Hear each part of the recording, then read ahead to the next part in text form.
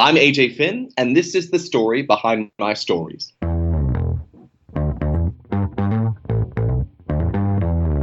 You're listening to the Author Stories Podcast, bringing you the story behind the stories and the storytellers. Margaret White, Terry Brooks, Sheena Kamal, Matthew Quick, JT Ellison, Walt D. Williams, Brad Ford, Corey Dr. O, Brandon Sanderson, Robin Hahn, Ernest Klein, Jim Butcher, Sherwin Harris. Visit hankgarner.com for archives of all the shows. Today's guest is AJ Finn. I'd like to thank a few sponsors before we get into today's show, because it's those sponsors that allow us to keep bringing you shows day after day. The Son of Earp series by Chuck Buda, Shifters, Ghosts, and Demons, all set within the backdrop of the Old West. James Johnson, illegitimate son of the legendary Wyatt Earp, dreams of adventure and following in his daddy's footsteps. His mentally disabled friend Carson stands by his side. Together the friends wage war against evil. The Son of Earp series has it all. Supernatural forces are at work and the body count is rising.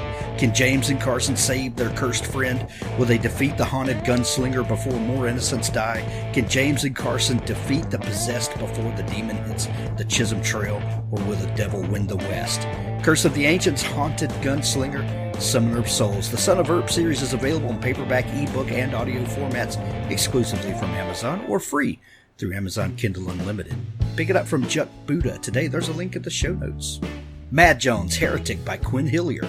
Mad Jones Heretic delivers sharp satire on modern religion, politics, and media, all at the same time, along with insightful representations of the vagaries of today's celebrity culture and the lunacy of internet comment threads. Controversies surrounding race and sexual morality enter in as well. Additionally, its setting at the end of the 20th century in the midst of the Y2K computer scare provides the perfect vehicle to dissect millennialist themes as well. Mad Jones Heretic by Quinn Hillier. And Craig Martell and Scott Moon's brand new kickoff to their Dark Landing series. The first book is called Assignment Dark Landing, a frontier world, one sheriff, and all the action one spaceport can't handle. Dark Landing is the wild, wild west of known space. Sheriff Thaddeus Fry will never completely leave the battlefields of Centauri Prime. His new assignment, the Sheriff's Office of Dark Landing, could be a do-nothing job, or it could get him killed. The first thing he learns is that his predecessor's headquarters were bombed, creating the vacancy that led to his appointment. The company man is not who he expected, to say the least. His new accommodations are right in the center of Dark Landing's misfits. He finds one native willing to talk to him and tries to make him a deputy. What really matters on Dark Landing are the mines. Faced with a dangerous collapse that could kill hundreds of workers, he leaps into action and gets the story of Dark Landing started. Fans of Firefly, Bonanza, and Tombstone will love the new series.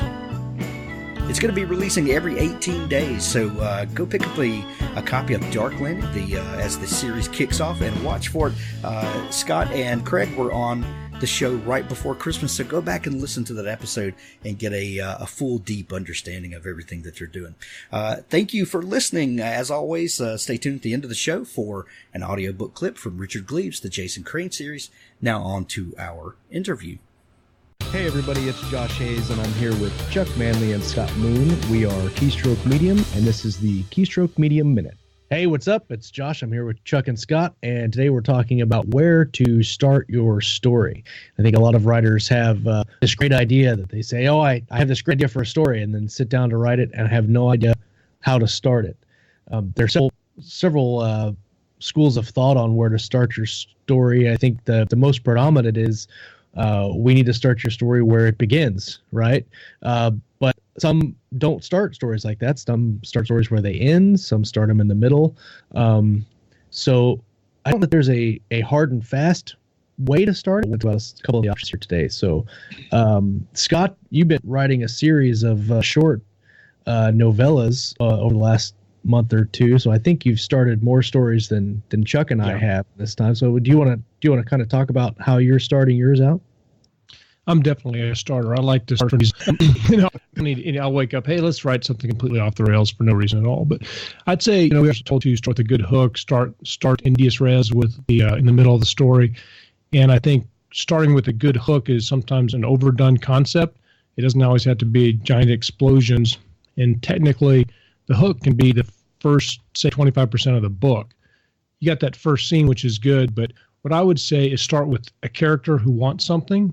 I think if you read enough books on writing, that's going to be pretty universal advice. So even if you're not going to the big push of your plot, your character wants something, like they can't get their neighbor to shut up because they're trying to sleep, or they need a glass of water. They got to get across town because they're late.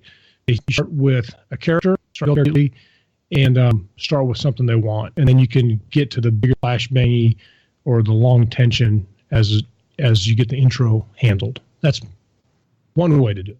Yeah, I think that. I think that what my approach to it plays into that. In that, in any story, you have what they call that inciting incident, where your main character intersects with the problem that is established in the plot. And before that, you want to spend a little time kind of setting up that character's normal. You know, what's his job, that kind of thing. Introduce him a little bit, give the reader a chance to sort of feel something for him. Then they intersect with the problem, and that makes your reader care that the can actually solve that problem. Excuse me. So, yeah, you want to start with a little bit of action, but like you say, it doesn't have to be a big explosion or something like that. It could just be he cuts himself shaving as he's getting ready to go to a crime scene, or, whatever. Yeah. So you definitely want to spend a little time and give your reader a chance to get to know your character before you thrust that character into the main body of the action. Yep. I think too many times new authors feel like, especially in our chosen genre, science fiction and fantasy, where they have to paint a setting picture for the reader, and then you end up having a couple chapters, or at least one chapter, of info dumping, where we're learning everything about the society and the world that you've spent all this time building, and that's not the people want the story for the character, and they don't. The setting is cool, the backdrop is cool, but people want the people, the book, and the characters. So I think both of you guys are correct. Starting out with a character, starting out with them wanting something, them doing something is number one. I think when you want, whether you're starting at the ending or middle or the beginning, I think character is where you need to focus on starting at. Okay, well, this has been Josh for Chuck and Scott. Thanks for listening to this Keystroke Minute. You can find more of our show at keystrokemedium.com, where we have author interviews and craft discussion and a lot of shenanigans. Come out and hang out with us. Shenanigans.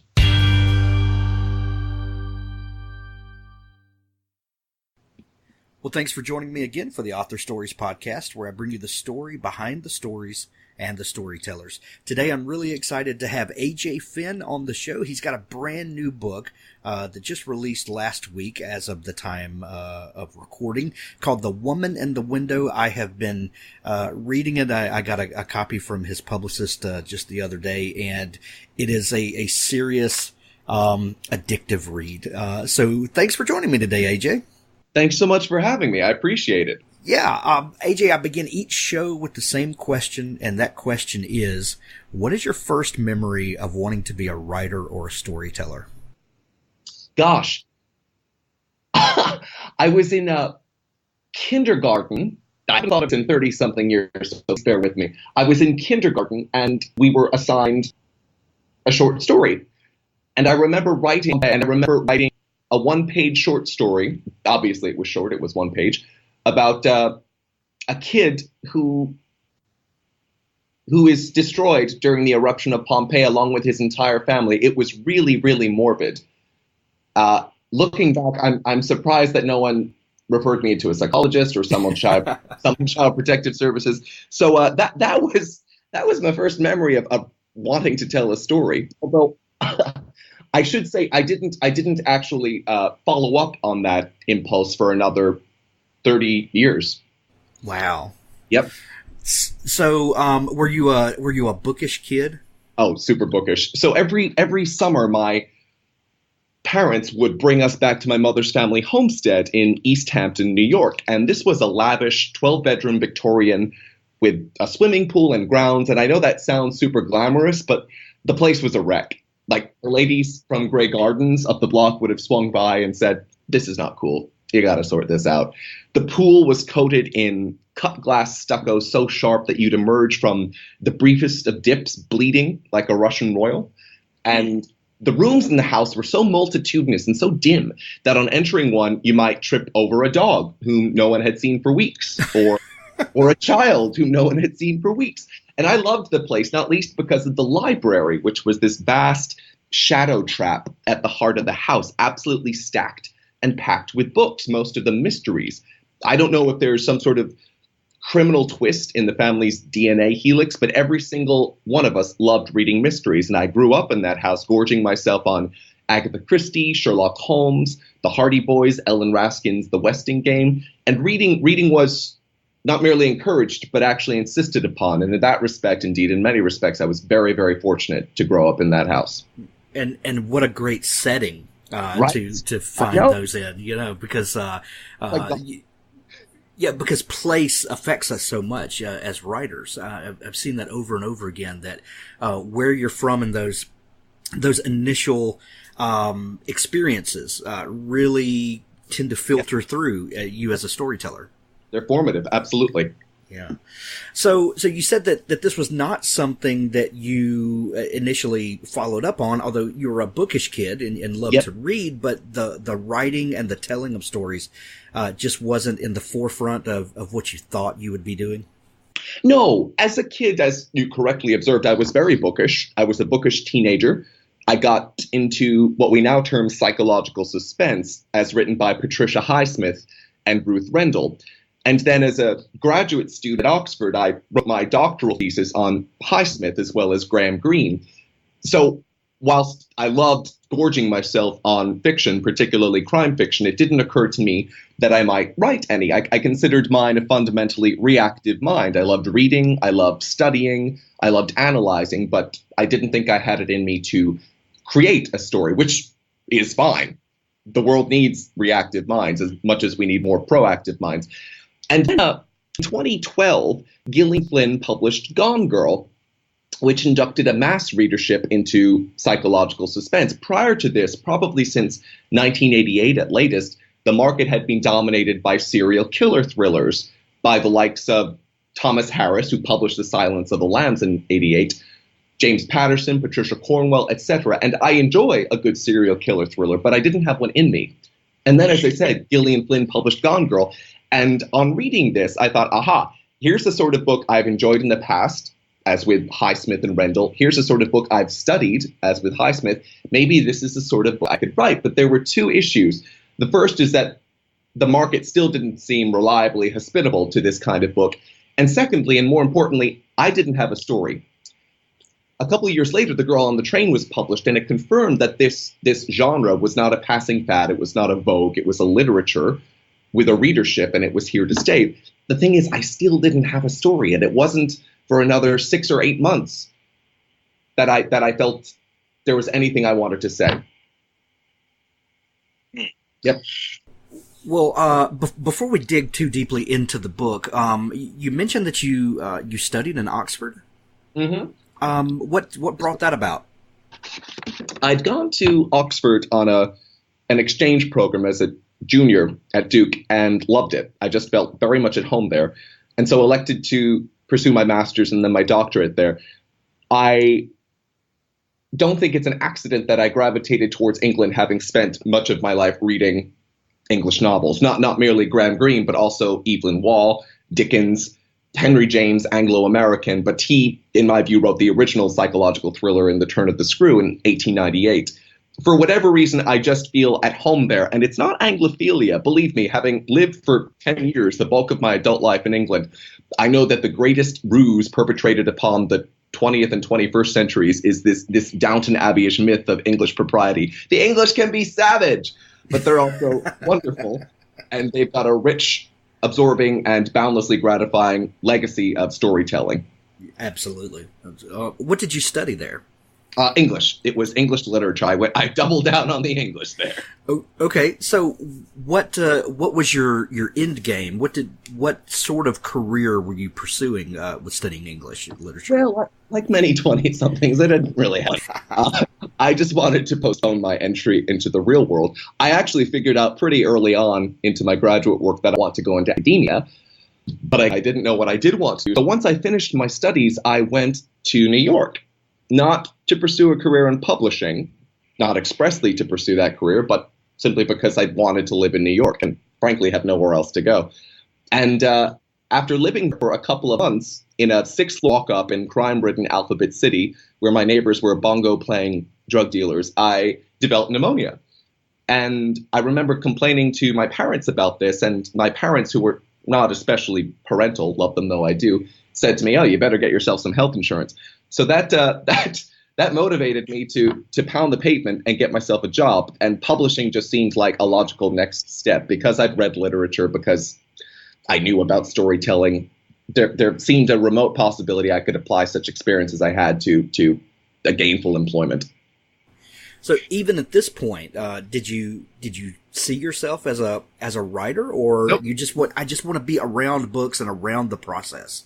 That's exactly right. And what I learned quite early on in publishing is that whilst I didn't have much talent as an editor, much as I loved reading, I found myself frequently challenged to come up with creative solutions to editorial issues. I loved the commercial side of publishing. I really sparked to the marketing, to the sales. I gorged myself on data and numbers, and I began to appreciate the scope and influence of so-called commercial literature. It's no accident that when you look at the New York Times bestseller list, most of the slots are going to be taken up by books in the thriller genre. This is the most popular genre in the world. And I have to say, I felt quite, having spent years at Oxford, where my studies were encouraged, but they also, to an extent, marginalized me because no one else was working on anything remotely similar. I felt very much at home in a place where this genre, this sort of literature was celebrated. This sort of literature actually kept the company afloat. Right. Did you notice that?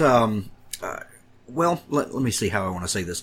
Sure. When you got to New York, and you really started to see the underpinnings and the workings behind the scene of the publishing business, and were you surprised that the sort of genre fiction was what really keeps the wheels greased, and gives other authors the opportunity to do other things, because thrillers and some of the more mass market books are really keeping the machinery going? Very much so. As an interviewee, as a publishing industry candidate, I'd wanted to work on so-called literary fiction because everyone that age wants to work on literary fiction. I think it's because in high school and in college, we are weaned on it, and rightly so.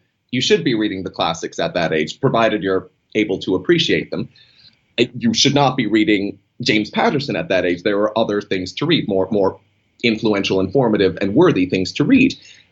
That said, there are very few jobs going in literary fiction, and for a good reason. It doesn't sell particularly well. Now, the odd novel will win tremendous acclaim, lots of awards, and sell like hell, which is terrific, and I would like to see more of that, frankly. But that's not the case with most so-called literary novels. It is the commercial novels that sell pretty reliably well. And I will say, having spent 10 years in publishing, I only left my job a week and a half ago to become a full-time writer. I still resist and even resent the distinction between literary and commercial. I think it's absolutely possible for a literary novel to attain commercial success and for a commercial novel to have literary merit. Well, what are the dividing lines there, AJ? Because we hear that all the time. Mm-hmm. People kind of push back and reject this notion that there's this defining line that splits literary from commercial and genre and all of that. And there are so many books we could probably name, off the top of our heads that really blur those lines. And so what does the industry consider literary, and what do they consider, commercial? To be honest, and this is very inside baseball, I think a lot of it boils down to the publishing house or the imprint or division within that publishing house. So, for example, if Knopf, a very venerable publisher, is going to be publishing a novel, it's almost automatically considered literary, even though Knopf's biggest hits of recent years have been Stieg Larsson and the 50 Shades of Grey franchise, neither of which would, in my view, comfortably be described as high art. By contrast, some more quote-unquote commercial houses can publish and distribute novels that are shortlisted for National Book Awards, and yet those books seem to be the exception, even though the publisher is producing many other books of similar quality.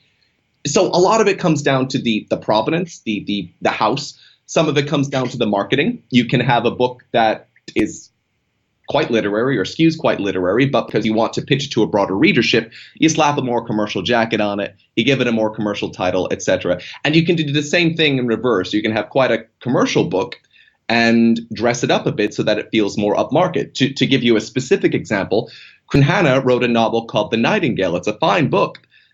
Kristin Hannah, prior to this novel, had always been published in a fairly mass market way.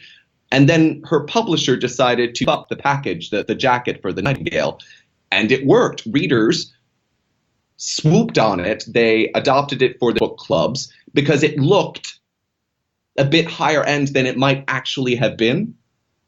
And that's very gratifying to readers. They like to think that what they're reading is worthy, is artful. And there's nothing wrong with that. That's aspirational. And I, for what it's worth, wholly approve of it.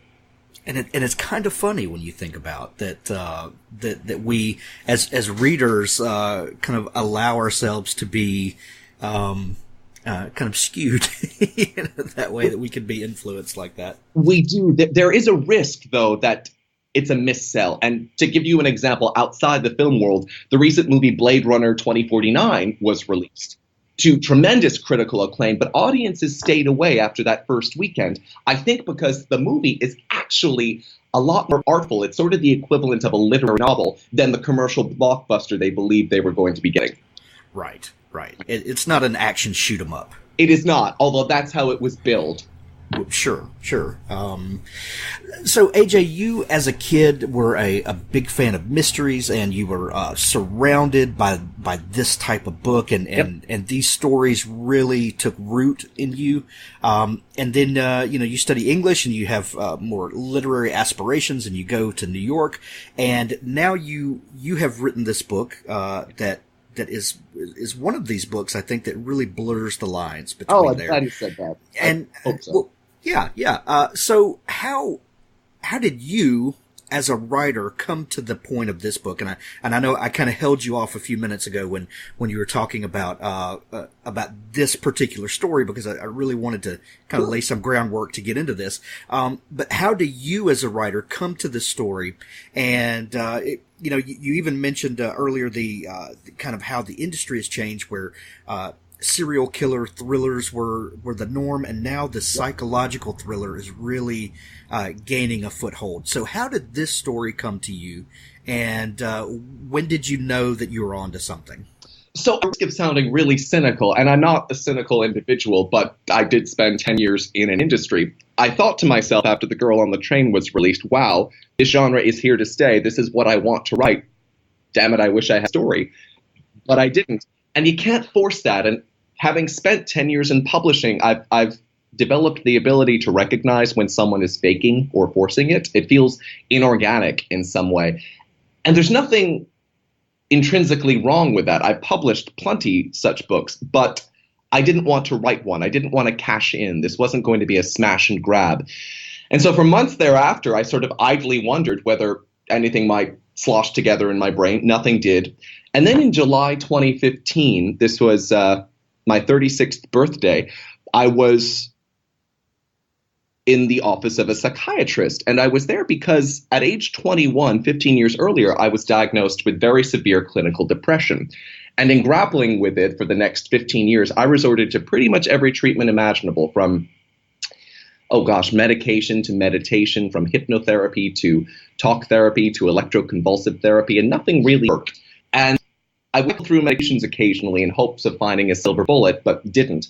So once again, I found myself in a psychiatrist's office. This was a brilliant Russian fellow I'd not met before. He grilled me for an hour and a half, and at the end of our session, he said, look, I think you've been misdiagnosed. I don't think you've got unipolar depression. I think you've got bipolar disorder.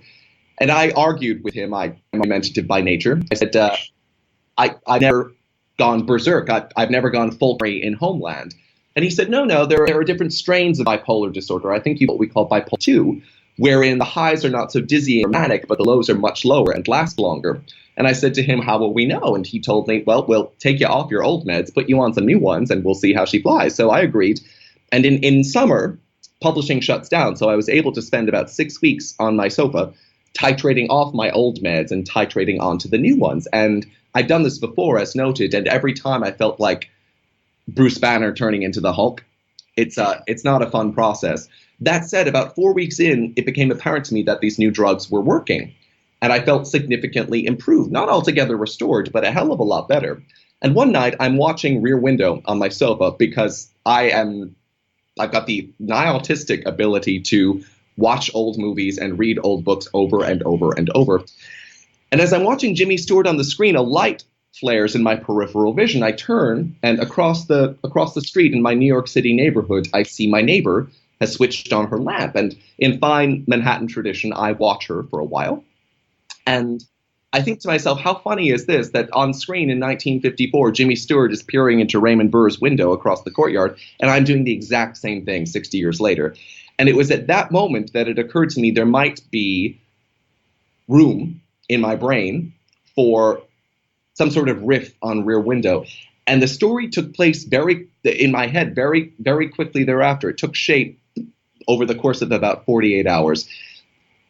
Coming from elsewhere in my brain, approaching this story was this character who had been through something not strictly similar to what I'd been through, but whose grief and trauma were comparable, it seemed to me, in intensity. And so this represented a sort of happy collision of character and plot. I wanted to explore depression. Trouble is, no one wants to read about that. It is by nature depressing. That said, one of the things I love so much about crime fiction is you can often enjoy it, not always, but often on two levels. You can appreciate the twists and turns. You can enjoy the superficial reversals and about faces. Scratch the surface, though, and in certain books, you're treated to something much, much deeper. With Gone Girl, for example, you've got a story with a lot of controversial and provocatives to say about matrimony and misogyny. And again, you don't get this from every thriller, probably not most thrillers, but that's the sort of thriller I wanted to write, something with substance, something with more on its brain and in its heart than your average suspense novel. You mentioned earlier that, and we touched on this a second ago, the serial killer thriller and then how that changed to psychological thriller. And Gillian Flynn obviously was a driving force. Yes. In that, what is the difference there? Maybe people are not as familiar with how the genre kind of splits apart. But what are some of the defining characteristics of the characters that make this more psychological than something else? There are quite a lot of distinctions. Serial killer thrillers, the stories tend to be dominated by men. Most of the lead characters are male. Not many of them.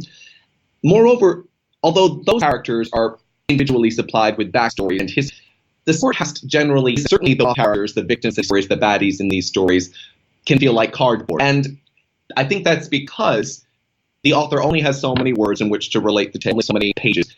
And so, because there are a lot of moving pieces here, you've got to simp on character. With the killer thriller, The Silence of the Lambs, a spectacularly imaginative book, endows its characters, for better or for worse, with these really distinctive, idiosyncratic backstories. But most serial killer thrillers are principally about plot. And this isn't to say that suspense is not about plot. But for one thing, with psychological suspense, most of the lead characters are women. And for another, the body count isn't as high. So these stories are often a bit more interior. Again, not all, but frequently. And I think in reading that the psychological suspense or thrillers really have the ability to take root in the reader. more so because I think that there's a lot more opportunity to see ourselves Yes. in the character, and especially when we see them completely going off the rails, Yep. and you sit there and you go, you know what, that could be me. I was at that verge one time. You're totally right. They're more relatable. They're more accessible. Most of us, the vast majority, will never find ourselves in a serial killer situation, not in a killer's orbit. That said, it's more plausible, certainly, to imagine that your spouse is leading a double life or some such device. Right. The Jimmy Stewart movie, you obviously are a big fan of film noir, and how did that aspect play into the writing of this book and into the book itself? So when I was a teenager, my family lived down the block from an art house cinema, and every weekend the managers would host these film noir retrospectives or classic movie night, Hitchcock marathons, and because it's bookish, and like any bookish teens not overburdened with friends, I camped out in the front row every weekend for 2 nights consecutively and steeped myself in all of it. I remember one night going with one of my few friends to a screening of the Wes Craven horror film Scream, which is a well-done horror film, but I was appalled. There is butchery and carnage on screen. It is incredibly graphic, and I've got a very low threshold for graphic violence. And the next night, I watched Psycho, and it induced in me the same terror, even though there is no graphic violence in Psycho. There is, of course, the infamous 52-shot shower scene, but you never see the knife puncturing flesh. It is all suggestion. And I marveled at how these two very different films could make such an impact, make such a similar impact on me. So I kept up with film for, throughout my teenage years and into adulthood. I love old movies, not least because, aside from the dearth of explicit violence, they are made with care and craft. There's a style to them. By contrast, a lot of modern films, not all by any stretch, but a lot of them, seem to be shot and edited without much attention to detail, without much care or craft. You don't see these long takes in which actors recite crisp, witty dialogue. There's a timelessness and a sophistication to the older films that I wanted to recreate in my writing. I did not want to load the story with gore because I don't enjoy imagining that. Yep. Yeah, I'm the same way, and I've said many times that the black and white films, Hitchcock, even some of the old Twilight Zone episodes. Like if you're a short story writer, you really should watch Twilight Zone and see how some of the psychological nature is really in the filmmaking, in the telling of the visual story. And I think maybe some of the restraints of the medium play into that. But the ability to make you feel that same fear and loathing and really feeling disturbed without actually showing you the thing is the brilliant nature of some of those old movies. And I love that you play off of that in the book. Oh, good. I'm pleased. And I agree entirely. I think this is one of the reasons this genre has attained such success in literature, at least in recent years. It's more palatable, really. It demonstrates that you don't need to go berserk on the gore front in order to make an impact. And again, there's nothing wrong with going berserk on the gore front. A lot of readers live for that. I happen not to be one of them. Yeah, I totally agree. So the story kind of comes to you in a couple of days, and you start getting the shape of it. How long did the actual writing of the book take? The writing took me exactly a year. Because I worked in publishing, I was able to test drive the story with an agent friend, a literary agent. I prepared a 7,500-word outline and sent it to a pal of mine who's an agent and asked her to look at it and maybe comment on it. I didn't want to spend a year or more than a year working on a novel if it wouldn't fly. And my friend reviewed the 7,500-word outline and suggested I continue with it. So over the course of the next 12 months, I made time at nights and on weekends to write the book. And at times it was fun and gratifying. Much of the time it was not, but that's a job for you. And in September 2016, we submitted the novel to publishers. Wow. with a 7,500 word outline, that's a pretty dense outline. You had a good grasp of the story ahead of time, apparently. I did. A lot. Oh, go on. Sorry. No. I was going to add the second part of that was, and in the writing of the book, did the story change as you discovered the characters more, or did it stay true to the outline, the original thought? Specifically to the outline. A lot of writers talk about how their characters sometimes surprise them. If my characters surprise me, it means my medication isn't working. I do not wish to be surprised by my characters. I feel it's important for me in plotting a plot-heavy suspense novel to know exactly what's happening to whom and when. In particular, I knew how I wanted the book to end. So from start to finish, it was all mapped out pretty clearly in my head. So you submitted to publishers. I'm assuming that it found a home pretty quickly. It did. I was astonished actually by the speed with which this happened. I remember we submitted the two publishers in the English language in the UK and in the US on a Wednesday night, and on a Friday morning I was in Newark Airport about to fly to California for a holiday when my agent rang, and she said, "Well, we got an offer." And I thought, this is amazing. I'll never forget where I was. And I asked her, "From whom is the offer?" And she said, "Well, here's the thing. It's from an Italian publisher." And I said, "Oh, I didn't think we'd submitted internationally." And my agent said, "We hadn't, but but the Italians got their hands on the book and they love it and have offered X." And so I thought, this is exciting. Okay, I'll get on the plane and see what happens when I'm in midair. Well, it turns out a lot happened when I was in midair. By the time I'd landed 5 hours later, offers were pouring in from all corners of the globe. I was totally overwhelmed, completely shocked, and very, very grateful. And before we sold any of the publishing rights, Hollywood preempted the film rights, and now there's a film in active development with Scott Rudin, who's an Oscar-winning producer. He made No Country for Old Men, The Girl with the Dragon Tattoo, The Grand Budapest Hotel, Lady Bird. He's handling the producing, and he has recruited as screenwriter Tracy Letts, who is the Pulitzer-winning playwright of August Osage County. So between those two and Fox, the studio, I feel I'm in very good hands. Yeah, absolutely.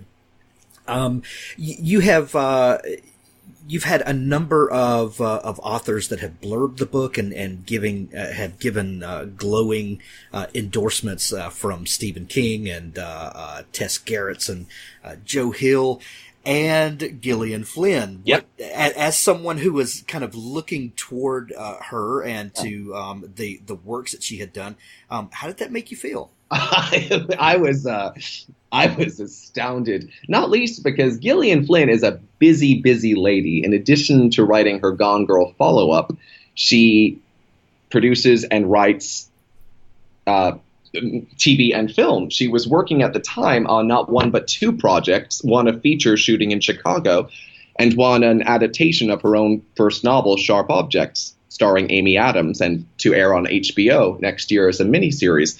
So I assumed she would not have time or inclination, frankly, to look at a debut novel. For whatever reason, she did make time for me. And when I found out that she would be blurbing the book, I pinched myself. It was boundlessly gratifying to savor the praise of this individual who had not only inspired and influenced me, but who had almost single-handedly ushered in this new era in publishing. I still can't believe she did it. And since then, she's been nothing but gracious and lovely to me. I met with her in Chicago last June, and we talked about our careers. I'm doing an event in Chicago with her later this month in January. It's I feel I've got a guardian angel, and I'm very, very lucky. How wonderful. You mentioned when we first started that you have just recently become a full-time author and have left your job in publishing. Are you working on something else now? I am. I've got a second book. It's a psychological thriller, completely unrelated to the first. It's set in San Francisco. I wanted a suitably Hitchcockian locale that was not New York. So that's in the works. Absolutely. That's going to be fantastic. I hope so. You also got a piece of news that you dropped on me right before we started recording. Do you want to share it? Yes, I do. So we just learned a a couple days ago that The Woman in the Window is going to debut at #1 on the New York Times bestseller list, which is fantastic unto itself. We also realized that this is the first time since 2006 that a debut novel has debuted atop the list. So once again, I feel indescribably lucky, and I'm beyond grateful not only to my publishers and to the authors who have supported me, but to the readers, especially to the readers. So thank you. Absolutely. What an incredible honor. AJ, the book is The Woman in the Window. I highly suggest everyone go grab a copy of it. It's out in hardback right now. If people are just getting to know you and want to find out more about you and follow along with your work, where can they find you? They can find me on Twitter, on Instagram, and nominally on Facebook at AJ Finn Books, all one word, Finn with 2 N's. I say nominally on Facebook because Facebook has defeated me. I was never on social media before becoming an author. I get Twitter, I get Instagram. I can't get along with Facebook. I'm trying. I am trying hard. But for more current updates, I'd check Twitter or Instagram. Yeah, Facebook is a country unto itself. Don't you think? I don't get it. Yeah, it's it could be wonderful or it could be a cesspool, all in the same day. I'll take your word for it. I haven't even delved that far into it, but I suspect you're right. AJ, thank you so much for taking time to come on the show. Thanks so much for having me. I really appreciate it. Thanks for listening to the Author Stories podcast. For more great author interviews like this one, go to hankgarner.com and dig through the archives. There's something there I know you'll love. Now stay tuned for a special audio clip from Richard Gleaves' The Jason Crane series. His body broke free of its paralysis and he stumbled forward, losing his balance. He fell down the slope towards the spot where they had been. His hand shot out unthinkingly and he grabbed the corner of the black stone bridge. Hoofbeats. Pounding hoofbeats. Coming closer, coming up the road. Someone or something galloped towards him. The head of an emaciated horse burst from the gloom of the road. The rider was fumbling, out of control, without saddle or bridle, clutching at the white mane, kicking the beast across the hindquarters with his thin legs, his face a frozen mask of terror. He whipped around to look back over his shoulder. Something chased him. Something terrible. Jason spun away as the horse ran over him, spearing him through the chest with its iron-shod hooves. He was unhurt. The horse galloped upward and across the bridge, across strong timbers, rough-hewn and knot-holed. The rider wheeled the horse about, looking back from the far shore. He was wheezing. A sloppy white ruffle bobbed under his chin. His face was hopeful now, a familiar face, much like the one Jason saw every morning in the mirror. Something thundered up behind Jason, not with a clatter of hoofbeats, but with the teeth-rattling thunder of stone on stone. Ichabod, yes, of course, the man was Ichabod, wailed, and the sound of his terror echoed across the valley. The hot breath of a horse burned the back of Jason's neck. He stood frozen, unable to turn his head to see the thing behind him. He didn't want to. This was no ordinary vision.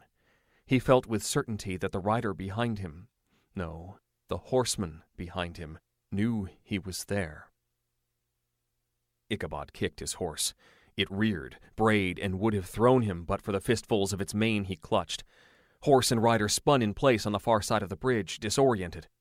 The horseman behind Jason laughed, a terrible, deep, cracking sound from all directions like 1,000 axes chopping down the woods. Jason felt searing heat as a ball of flame whipped over his shoulder. A burning jack-o'-lantern arced across the bridge.